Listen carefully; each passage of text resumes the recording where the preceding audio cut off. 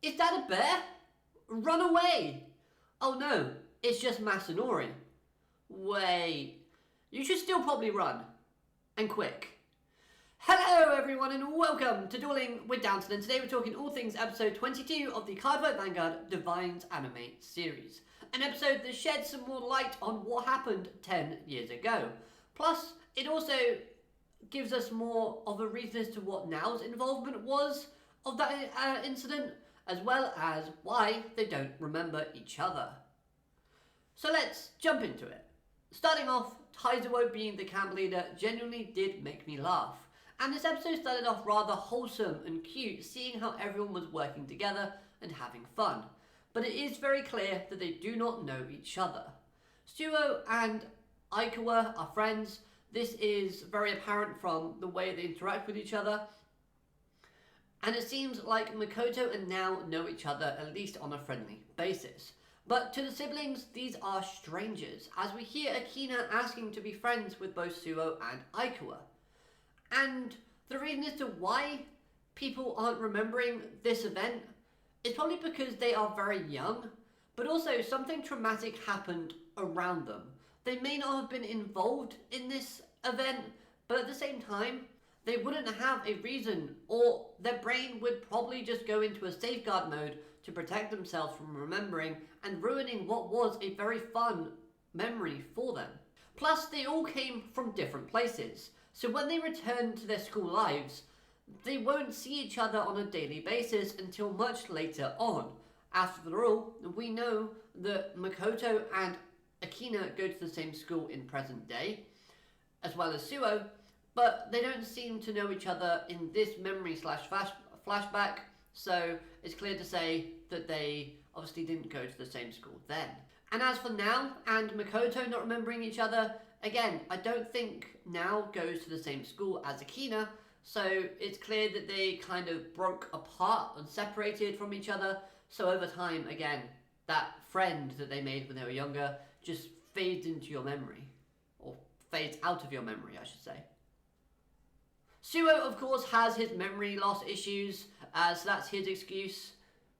But it was nice seeing how infatuated and passionate he was about Vanguard, even as a child, in this present time. And it ties in with his memories of him playing Vanguard with his father. Aikawa, of course, is just smart, but the reason as to why he remembers is still not that clear. But it is still quite an ambiguous kind of question mark that we need to maybe see. But again, it could just be that he is just smarter than the rest, therefore he remembers a lot of things because he reads a lot of books. But then moving on to Akina's character, this was a traumatic event for him that blocked those people out of his mind. But what I loved was the emotional connections and the words those people said that sticks with him to help shape who Akina is. We know Akina felt scared and helpless when seeing the ruins crumble and froze when seeing something happening to Hikari. And because of that fear and the idea of something bad happening to his sister again, this pushes him as a person to look out for her always. And I liked how they explored the fact that he would have loved to spend more time with friends and create memories with other people. But seeing his sister smile is just the best feeling in the world to him. So he happily stayed by her side, and most of the time he would cook for her. And yes, he was scared, but he was also determined to never let anything bad happen again, whether to his sister or to those he cared about. Now, this ties in to the whole fear that little Hikari had, where she was worried that her brother would hate her because she took all of his time away. And I do like that little connection and call back to that. But at the same time, this just helps to shape the character we know as our protagonist, and better helps us to understand him, which is something else that I really did appreciate. We also know where he got inspired from and why he also reaches out for that glimmer of hope, that miracles happen. But it was the fact that Nao told him that a miracle would descend upon those who reach out their hand. Words that Akina now lives by and uses to help other people. But the raw emotion of hatred and sadness that we see on Akina after the flashback ends, because he now remembers that it was his friend that helped him, this was perfect, as he's grateful, he's proud and thankful for now, but even more so, he's probably feeling a little bit guilty after forgetting such an important person. So seeing all of this, as well as seeing that person slash friend being possessed, this of course would have made him angry. And I love seeing this because we see Akina a little bit kind of worried and sad, but we never see him furious. So why possess now? Well, it turns out that she was in fact the one that rescued Hikari once she got possessed. And as a result, Sybil never was able to obtain his full power, as the card never touched his hands.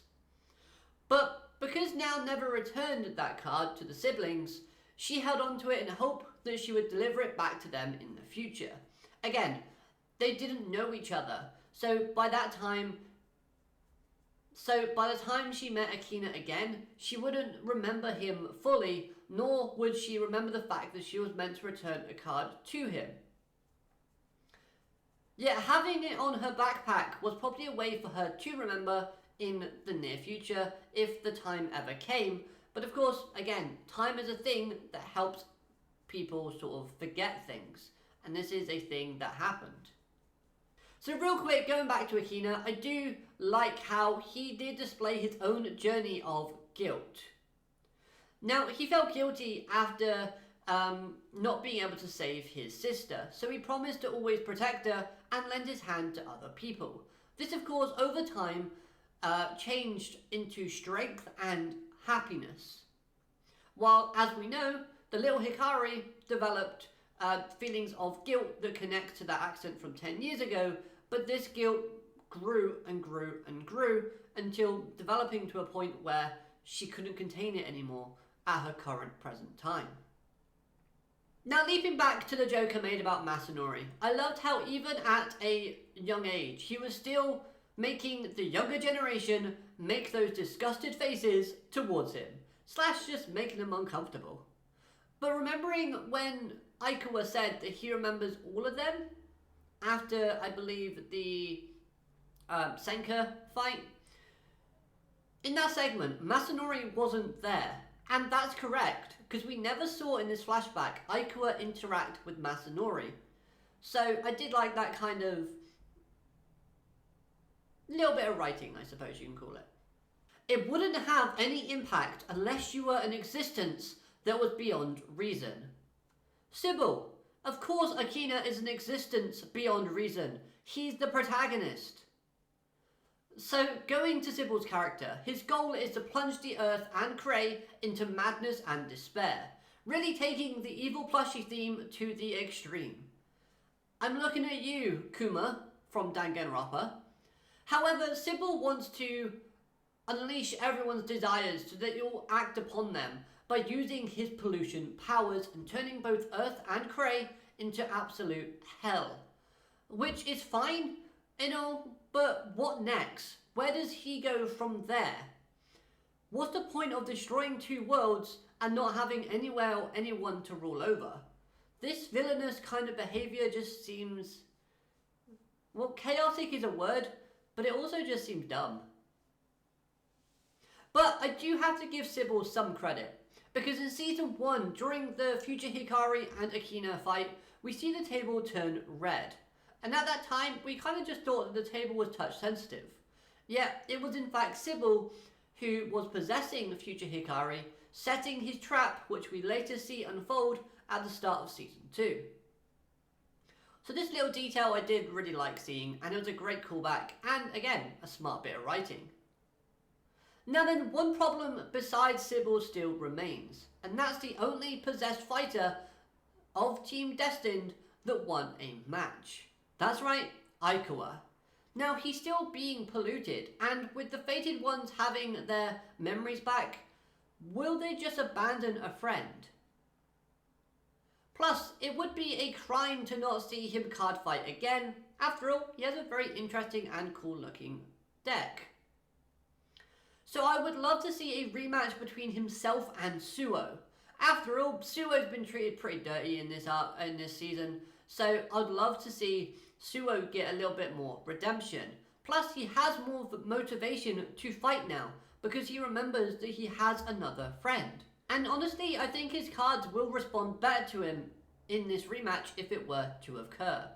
And speaking of cards responding to the wishes of the fighter, this isn't a new concept / idea, and it's been part of the Vanguard lore since the beginning. And seeing how Raziel reacted to the will of the fighters and evolved into the King of Fate, this was awesome, and I'm intrigued to know what this card will actually do.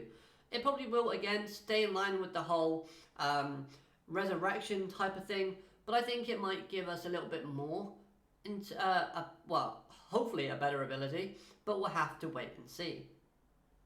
Overall, I love this episode, and seeing the wholesome cuteness at the beginning and then learning about the backstory and seeing how it's affected our heroes in the present day was all a great experience to watch, and I'm very much looking forward to seeing how the next episode happens. Again, I think we've got like 3 episodes left of this season, and I can't imagine the next all being a 3-parter, so they've got to have something with Ikawa happening. Let me know your thoughts on this episode in the comments down below, and I hope you enjoyed this review. If you have, subscribe for more Cardfight Vanguard and Yu-Gi-Oh content that's coming soon. Have a great day, alligator, matane, goodbye.